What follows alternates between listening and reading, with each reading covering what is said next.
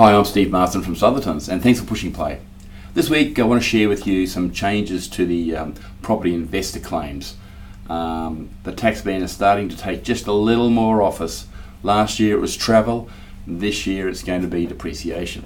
So to all property investors, on Wednesday the 15th of November 2017, Parliament passed the Treasury Laws Amendment Housing Tax Integrity Bill. Don't you love it? So it's the biggest change to property investment rules in 15 years. So an outline of legislation is that all contracts entered into for second-hand properties purchased for the purpose of investment after 7:30 p.m. on the 9th of May 2017, budget night, will not get depreciation deductions for existing plant and equipment assets and removable and mechanical assets. Assets like air conditioners, exhaust fans, garbage bins, smoke alarms, solar panelling, and hot water systems and dishwashers and blinds, etc. So if they were already in the house when you bought it, and it's a second-hand house, then the depreciation on those items will no longer be tax deductible.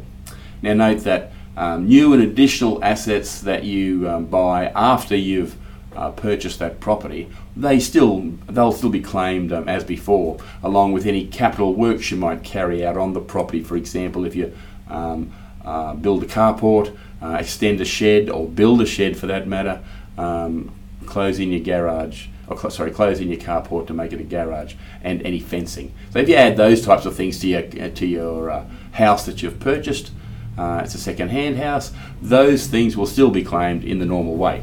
So also what appears interesting is that contracts signed but perhaps not settled prior to budget night, 7:30 p.m. on the 9th of May, do not appear to be affected.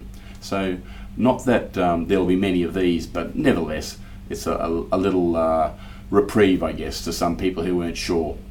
Now, commercial property owners and tenants remain unaffected by the legislation. They should be business as usual. They'll continue to claim deductions for building structures subject to the original build dates, etc., as well as the wear and tear on plant and equipment assets. So the assets affected by the change in the legislation may still be useful, though, in reducing future capital gains or increasing capital losses, for that matter, that can be useful further down the track. And finally, quantity surveyors will not be out of a job in respect to the need for investors buying new properties and still requiring an assessment on the original build costs for the capital allowance claims. So the quantity surveyors reports are still important, and don't forget they're still essential for supporting depreciation and capital allowance claims. They're also the cost of getting those reports still remains tax deductible, which is a good thing. So if you need any question regarding property or these new changes that have come in, feel free to call the experienced team at Southertons on 4972 1300. Thanks for watching.